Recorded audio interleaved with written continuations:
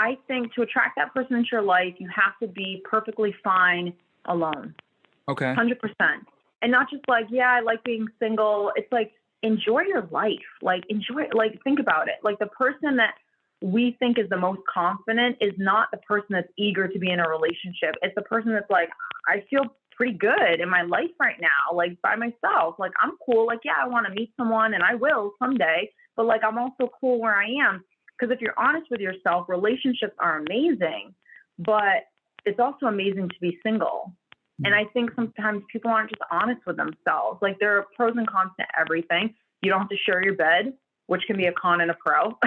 You know what I mean? Like, you don't have to make decisions with anyone. So like, enjoy this time in your life, because if you're single right now, tomorrow you can meet someone and never be single again for the rest of your life.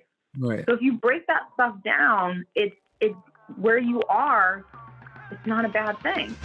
Born in 92 on the block with the Sharks. Come from a different cloth, y'all would get ripped apart. You want it diamond, then you gotta get it in the dark. We dropping nuggets like Carmelo went to Rucker Park. Now we eating from state to state, we scrape the plate. I put my eggs in a basket, took a leap of faith. I took a chance, now we grow and see the impact. Decoding success with special guests, now let's bring that. Steph, welcome to the show. I was very persistent in your DMs trying to get you on here. I love your content. You are fantastic. Before I jump the gun, I just want to welcome you and say thank you for joining us today. Thanks. I'm so excited to be here. Absolutely. Now, again, I can jump the gun. I have 1,000,001 questions in the realm in which you work in. But I want to backtrack and start at the beginning of your journey. Maybe not the beginning, but I want to learn, who was Stephanie in high school? Who was she hanging out with? What were her struggles back then? What were her dreams? Oh my God, no one's asked me those kind of questions before. All right, let's go back. So high school, who was Stephanie? So Stephanie was, I honestly think she was like a no-nonsense kind of person. I've always been a person that liked quality, not quantity. So I always had a small group around me. Stephanie didn't like BS conversation. She was kind of a deep person. So she liked to kind of like, that's why she had quality, not quantity. But I mean, she was definitely insecure for sure. I don't know what 16 or 17-year-old isn't. She didn't know what she wanted to be when she grew up, for sure. She didn't know she was highly sensitive. I think she was just trying to figure it out. And she knew, you know, when you're young, I always kind of like saw things differently. I think I'm just like that older soul. So like, I understood that everyone was doing things because I thought it was cool. Stephanie was not that girl. If she didn't want to do it, she was not going to do it. So she didn't buckle under peer pressure for the most part. But I think she was like fairly confident with herself. But she definitely had her own insecurities for sure. Okay, cool. Yeah, like you said, I think we all do.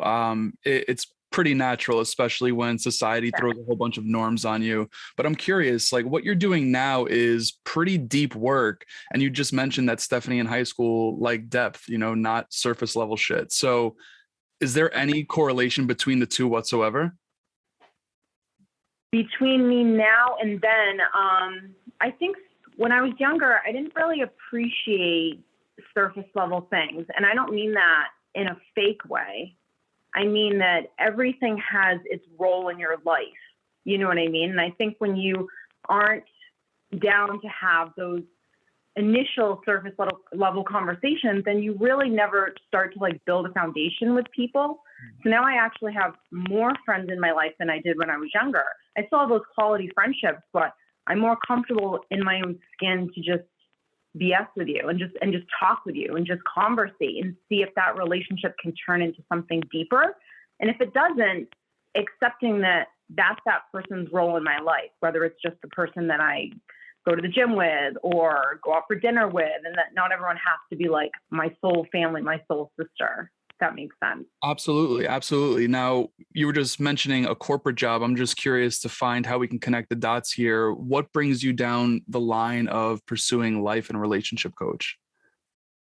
So I think for most people, when they're younger, depending on family and what you grew up with and society, you think you should be doing certain things, you know? So I grew up, you know, not financially wealthy by any means. You know, my parents definitely struggled, blue collar family. So I saw the wooden spoon and wanted nothing to do with it. I was like, I don't want that spoon. So, you know, and I've always been a hard worker, but I just thought that my life was supposed to go down a certain path. I was supposed to graduate from high school. I was supposed to go to a 4-year college. And because I didn't have the financial means to do that, I had to work for everything myself, let alone trying to figure out at 18 years old, what do you want to be when you grow up? Which, I mean, I'm 40 and I'm just now hitting that mark where I kind of said, this is what I'm meant to do with my life, not what I should be doing. So I went down the corporate road like most people do and was miserable. I think in the beginning, I enjoyed it and I felt like I was climbing the ladder and I thought I was, you know, I made it, so to speak, and I was doing what everyone else was doing. But over time, I just got to a place where I was like, this is it. You know, I'm 30. I'm like, I'm going to do this for the next 30 years. It didn't fulfill me in any way, shape, or form. And I kind of was envious of the people that just did what they had to do to like make ends meet or were perfectly happy making 6 figures, but doing a job that they didn't really enjoy. On some level, I was kind of envious of that not necessarily the ignorance of it, but just that they didn't want anything for themselves more than that, or that they didn't try to kind of dig deeper to like say, well, who am I and what should I do with my life? Like, so there are people that don't ask those kind of questions. And I was asking those kind of questions. And when you ask questions, you got to go deep. And when you go deep, it's tough. So, you know, I think over time, I just got really unfulfilled with what I was doing. And then, you know, through life experience, I ended up here. I love that. Now, I'm not saying this for brownie points whatsoever, but you do not look 40. Oh, thank you. Just throwing that out there. I would have never guessed Mama that. takes care of herself. Cool. So when you were transitioning out of corporate into what you currently do now, did you just like jump both feet in the water right off the cliff, or did you transition smoothly? I always ask that because I did it the complete opposite way. I just jumped off the cliff when I was transitioning. Yeah. Good for you. You know, I think I had it in me to rip the Band-Aid, but I didn't because I didn't know that this was it. So if I knew in my soul, like I want to be a painter or I want to do this with my life and I'm so passionate about it, I think I could have ripped the Band-Aid for sure. But I didn't know that this was it. I slowly got to this point. But when I was in a corporate job, I actually hired my first life coach, and I didn't know what I wanted to do, but I knew I didn't want to stay in a corporate role. And she said, you know, like, who's Stephanie? And we started, doing that kind of like inner work and digging deep. And I said, you know, I love to cook. I love to bake. And I'm like, maybe I could open my own business someday. And I would maybe go to culinary school. That would be something. Or maybe I would be a nurse because I always knew I wanted to help people, but I didn't know what it was going to look like, and you can help people in a multitude of ways. So I'm like, well, do I want to go to hairdressing school? Do I want to become a nurse? Do I want to work in a bakery? Finally, I ripped the Band-Aid and I said, all right, I'm going to go to culinary school. So I actually left my corporate job making good money, went to culinary school making minimum wage. And I'm like, oh my God, I'm going all the way back to square one. I did that for a while. I got married. I had my son. And then I went through a really catastrophic divorce, hence bringing me to the relationship side of when I coach, the relationship piece, learning about narcissism, learning about codependency, being an empath, being highly sensitive. So going through the divorce helped me learn this side of coaching, whereas before I just left that corporate job, went into culinary stuff, and I enjoyed it, but it wasn't anything. I didn't have a drive for it. I didn't have a drive to start my own business in this industry, but I had a drive to be an entrepreneur. Okay, cool. No, I appreciate you connecting the dots there. I did not know about the divorce, so I appreciate you being and sharing that. So the relationship space is, I can go down the rabbit hole here, and we're going to, because this is why we're here.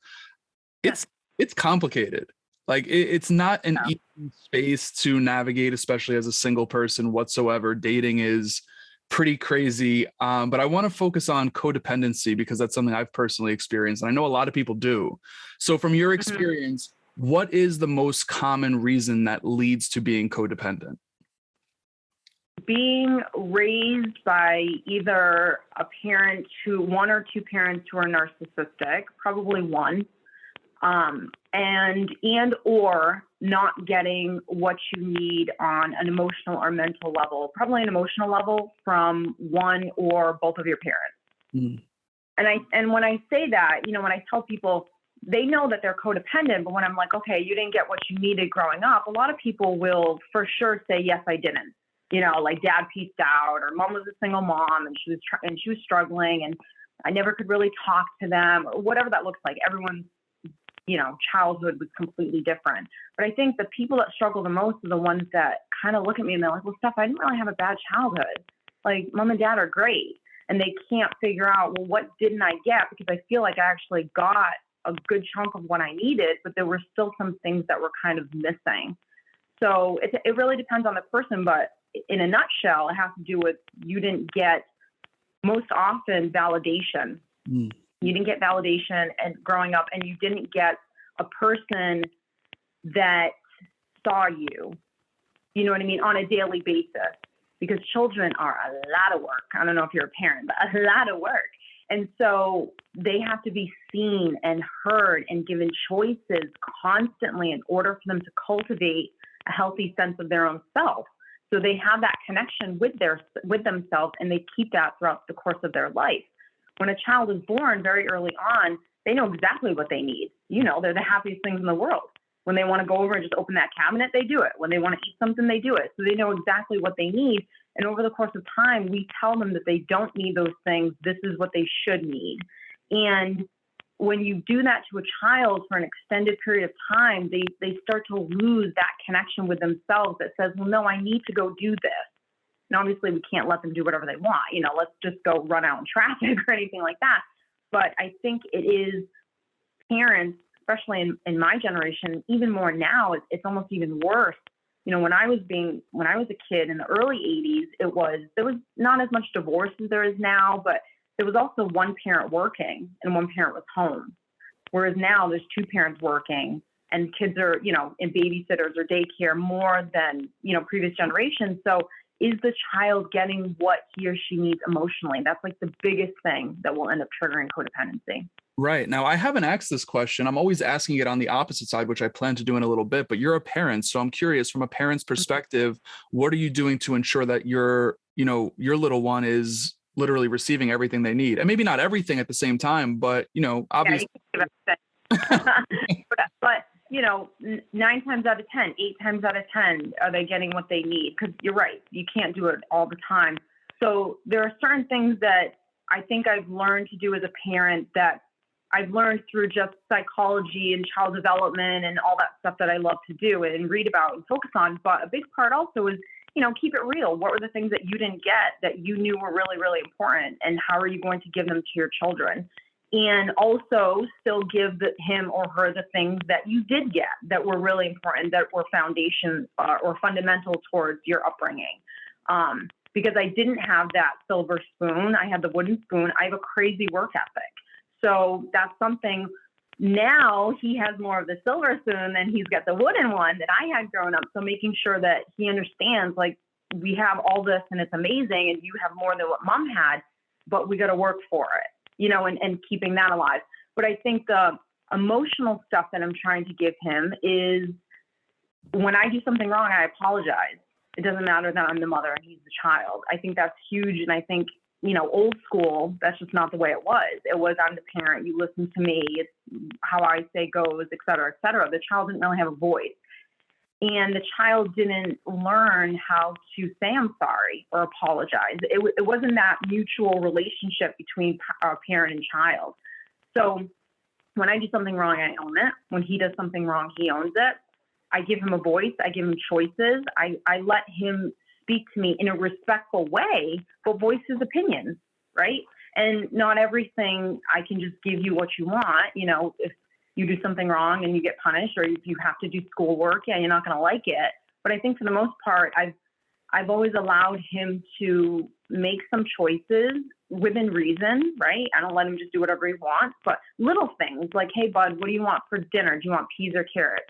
Like just that right there, those are little things that for the child that builds like, oh, my opinion matters.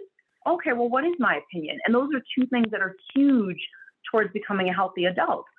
But I think just a good, respectful relationship, right? I don't want him to fear me.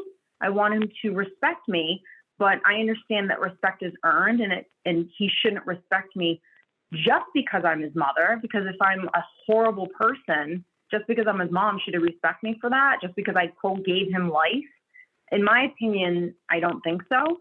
So just making sure that our dialogue is open. And then when he feels something, regardless of what it is, that I always validate it, even if it's something at me. So if, for example, if he's like, Mom, it really hurt my feelings when you said that, then I'm able to remove my ego and like get down to his level and try to understand why he feels that way. That's huge towards becoming healthy when he grows up to be a man. Absolutely. Now, is it possible for us to identify codependency traits without a coach or a therapist, so on and so forth?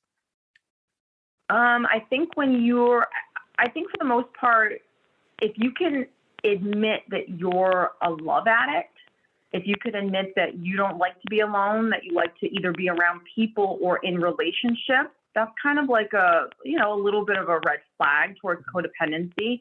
I think when you're a people pleaser, if you can't acknowledge, okay, I'm a people pleaser, then you love to help people.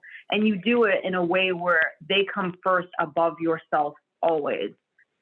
That's a clear indication. Absolutely. That's exactly what I experienced in my last relationship. Absolute people pleaser, put everyone first. So I resonate with that a lot. Now, how do we move out of codependency? Like, what does that process look like? So I always tell people, here's the thing. What you've always done, you've created a habit of being this person. You've created a habit of being codependent. So now you're an adult, and you can actually stop for a second and decide how you want to handle situations.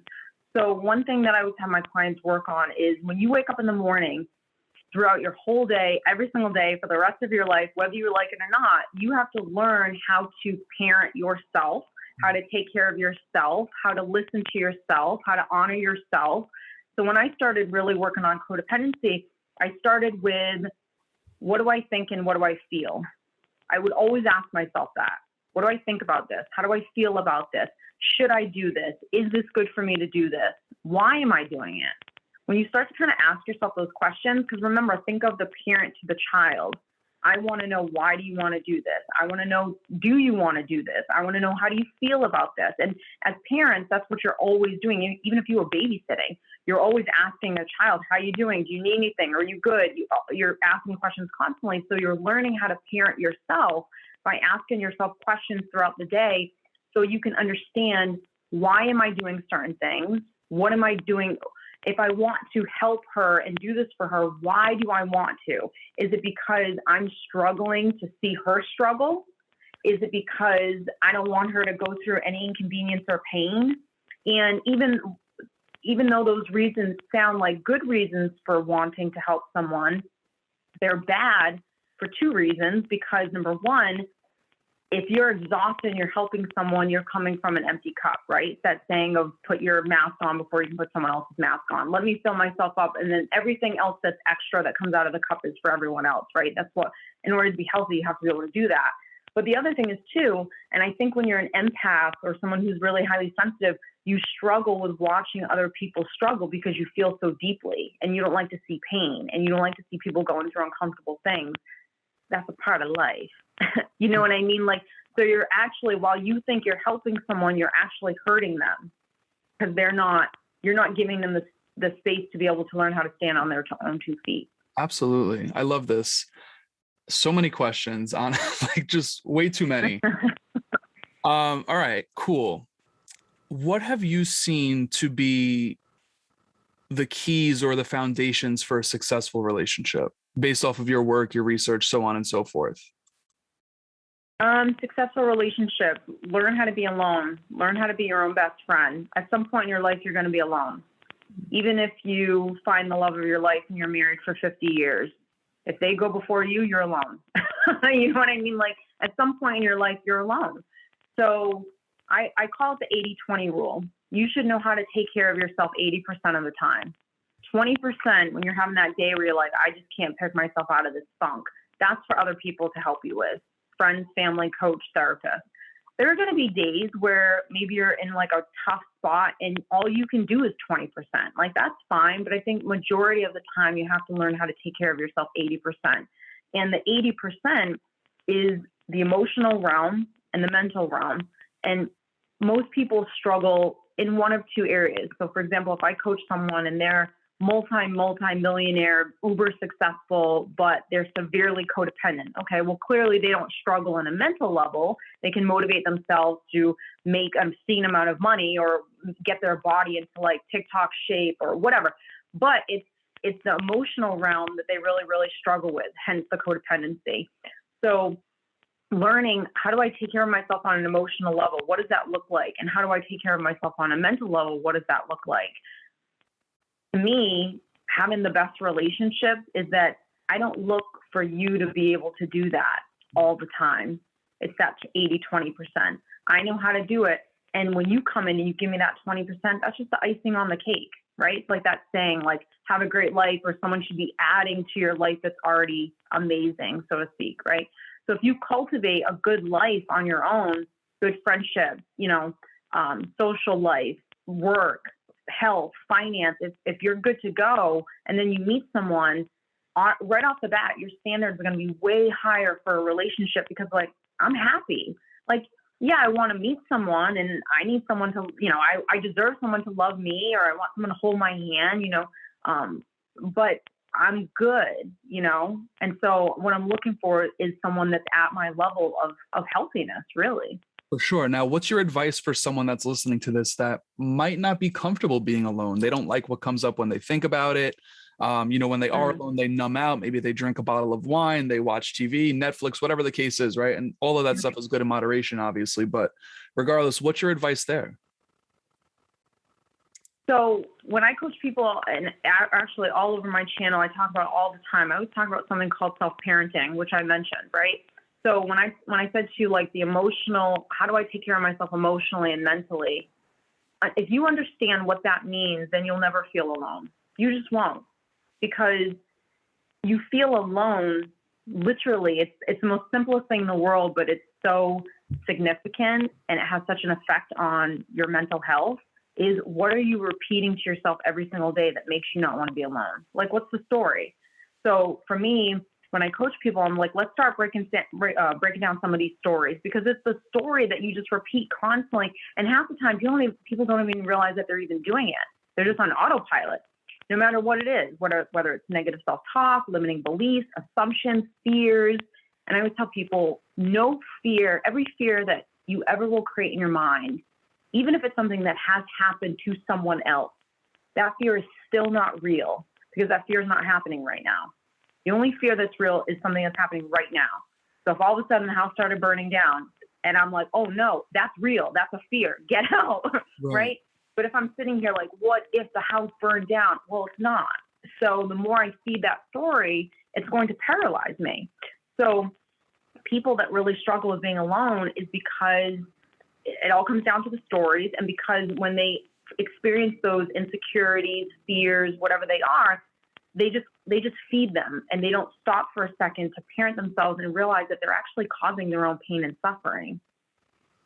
Makes sense. I mean, it's the simplest thing, and the only reason why people think it's hard is just because they have to walk on eggshells for a little bit. It's like if I told you, okay, well, how do you tie your shoe? Well, okay, well, I loop it, and then I, take one string and I swoop it around. I was like, all right, well, I'm going to tell you now to start doing bunny ears, right? So if I said every single time you tie your shoe, for your whole life, you've always looped it and then swooped it around. Now I'm going to tell you to do bunny ears every single time. Well, every time you tie your shoe, number one, you're going to be mindful of like, oh, okay, I got to do it this way. But there are going to be some days where you're going to rush out the door and you're not going to think about it. You're just going to do what you were programmed to do. So it's not what you have to do in order to change. It's just being mindful to like, okay, I have to do this differently, right?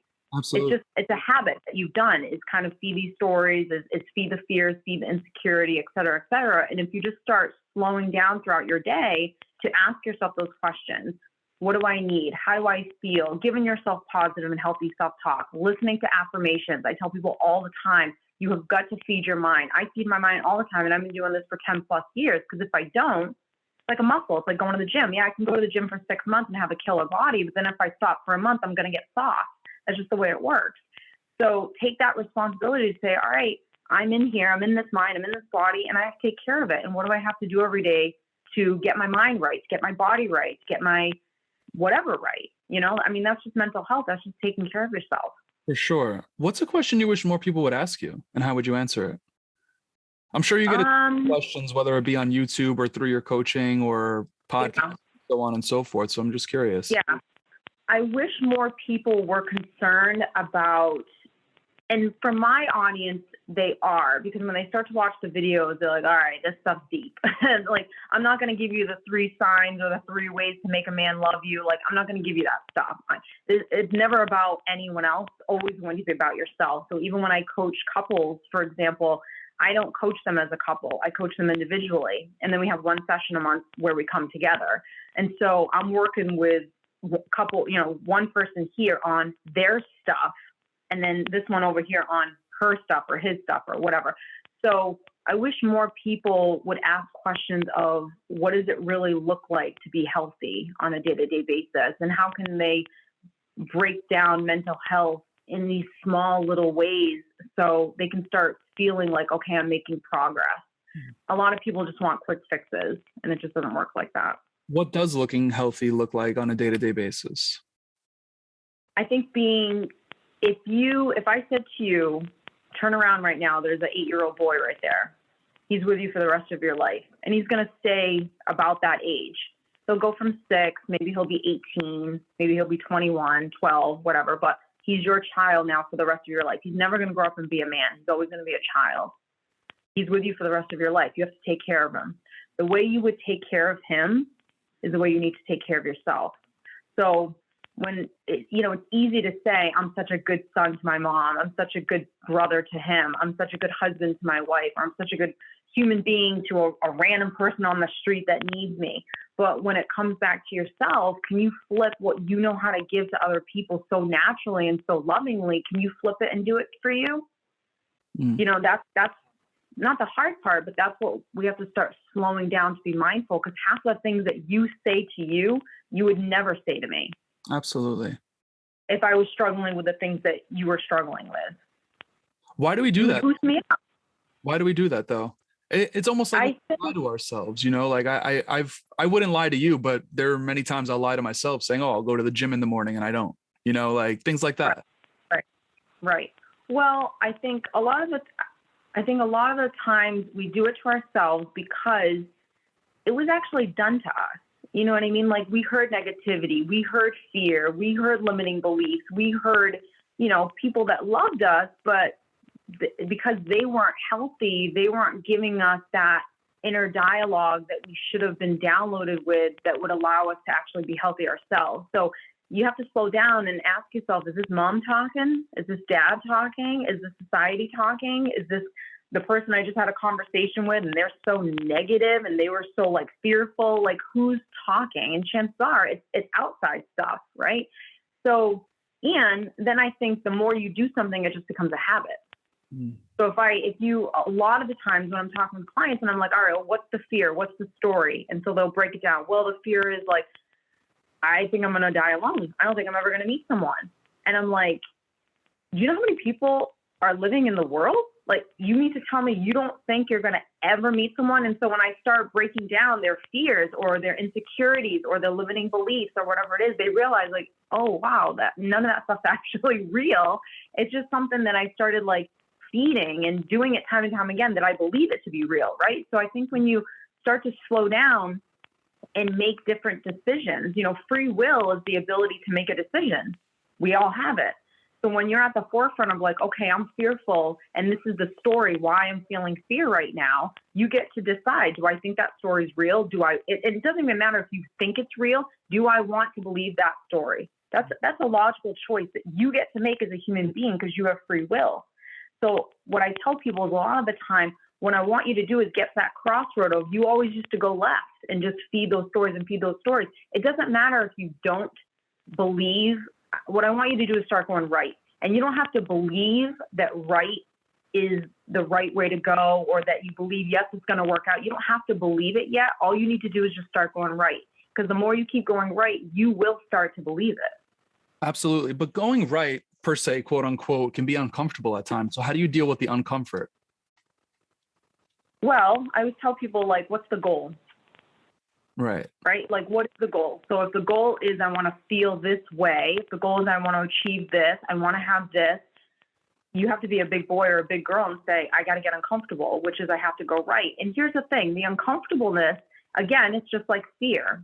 So if I had to go out on stage right now in front of 1,000 people, I'm probably going to be a little nervous. You know what I mean? Like, but if I'm on stage and I'm talking to people and I can hear that story in the background, because that's how crazy our minds work, is like we could be having a conversation and your mind can all of a sudden start going to like, all right, I got to go get the laundry later and I got to go to Target.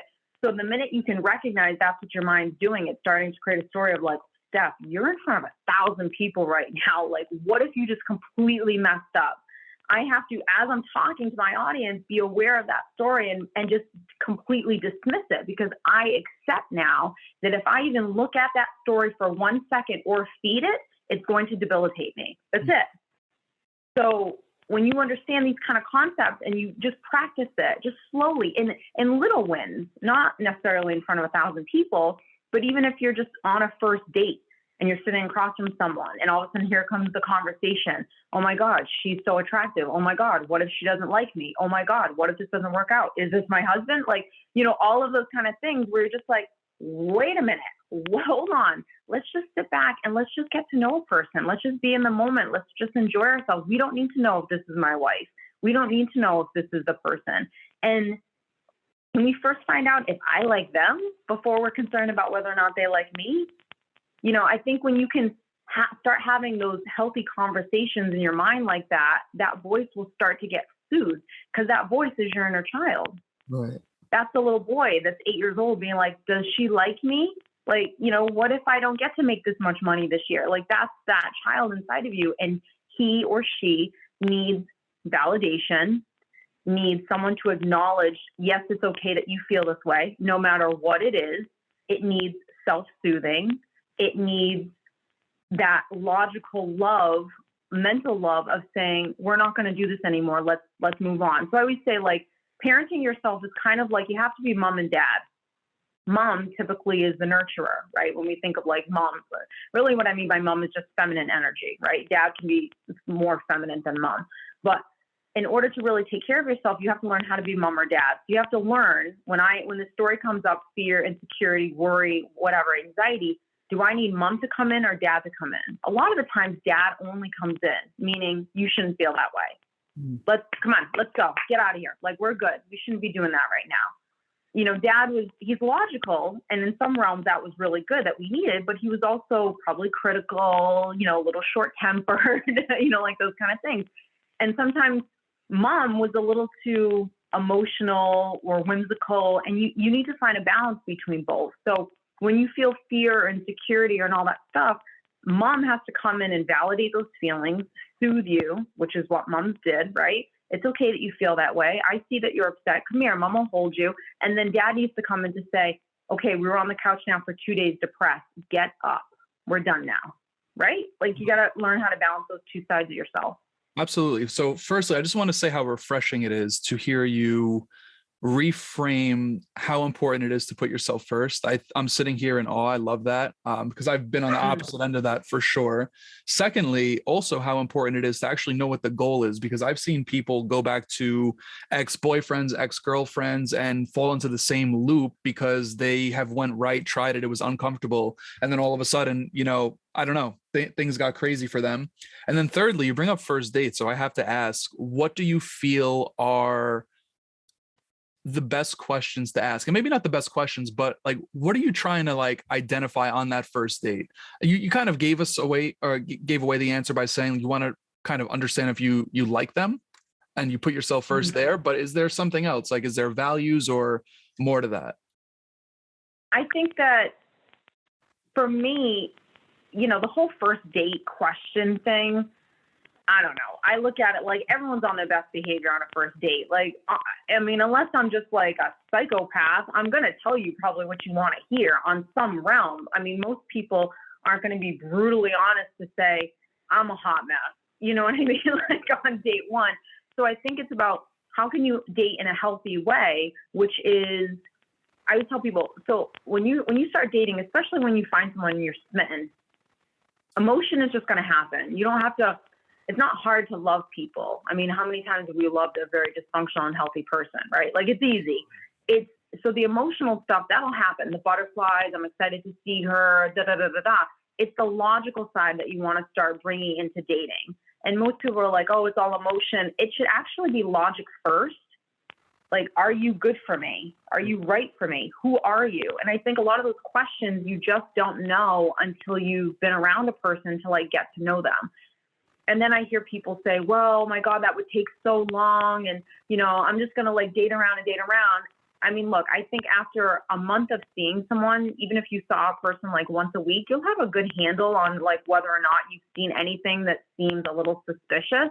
And you always want to reel the emotions back in, meaning like, let's not go too far. Cause like, we don't know a person yet, like, let's not give too much of ourselves. Cause like, we're still building that foundation with this person. Right. Cause if I'm giving too much, then I'm probably coming from some lack, fear, insecurity. And if I'm like looking for signs of a toxic person, then I probably have some wounds that I still have to deal with, right, or heal from.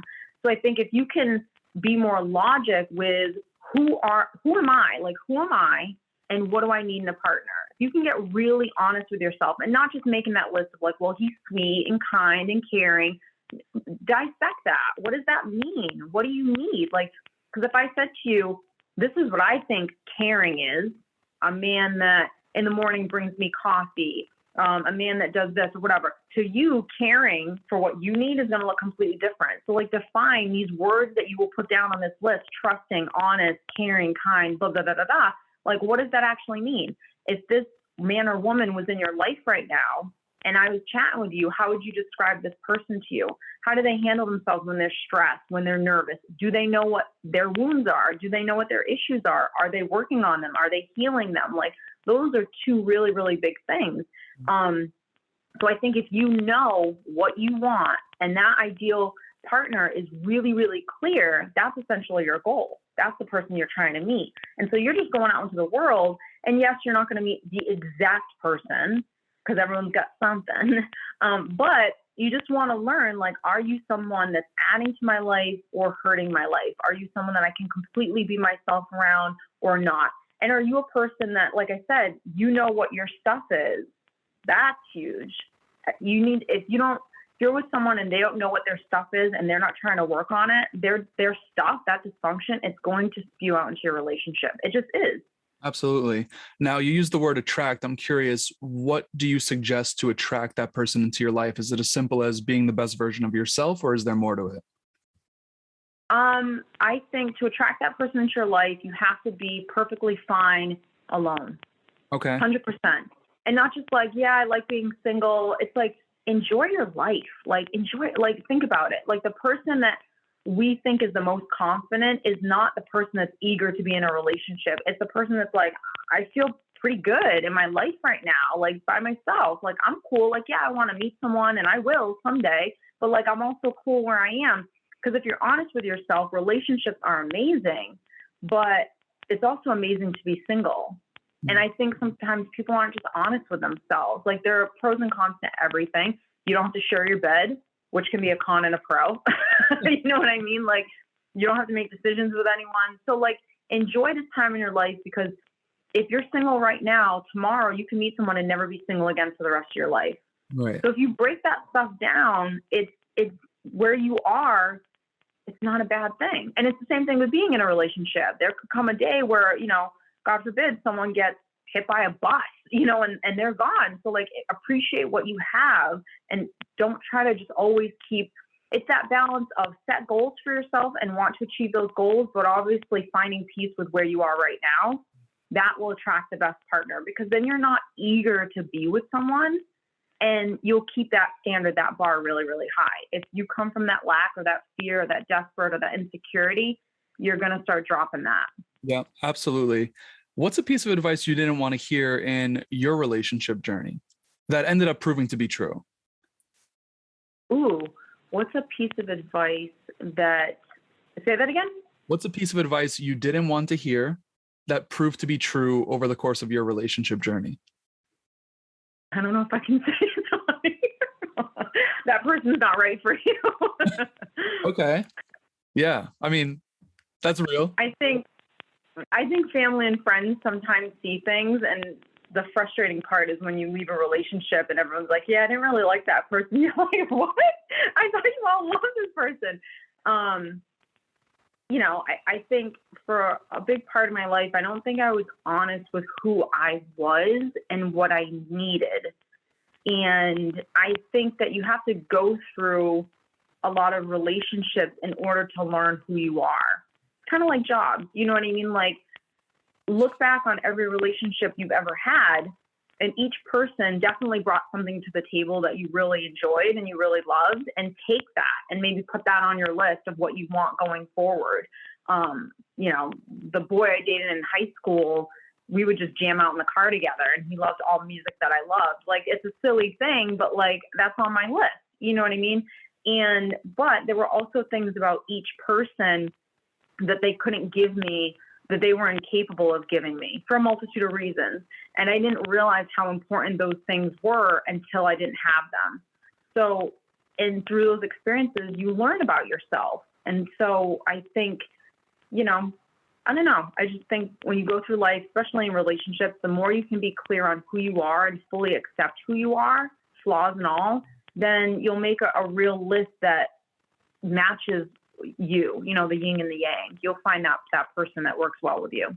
Sure. I'm so excited that you're talking about this list, because I actually just posted mine on Instagram the other day. Yeah, I love that. So I did it in 2018, and this is crazy. I did it in 2018 after reading Chicken Soup for the Soul. And that's where I found out about it. So I wrote the list, and then I dated a woman in 2020. And after that relationship passed, I had to redo the list, because you just identify so much more that you want in a person, right? So I showed the comparison between the two lists. I'm so excited you're talking about it, but I know I need to let you go. I could talk to you for the rest of the day, so I'm going to respect your time here. I have one more question for you. If Stephanie was, she makes it to whatever year she wants to live to, she writes all the books and hops on all the podcasts, the stages, does all the coaching, but can only be remembered for one piece of advice, what would it be? Good mother, good human being, a fun grandma. Okay. I love that. Just a good human being. I love what I do, and if I help millions of people, then that's cool. If I help 3, that's cool. Like, I do it for myself, and I feel fulfillment in it, no matter how big or small I get, so to speak. You know what I mean? I don't need to be on a stage in front of hundreds of thousands of people in order to feel significant. So it's more of, she was just a good soul. Love that. I love that.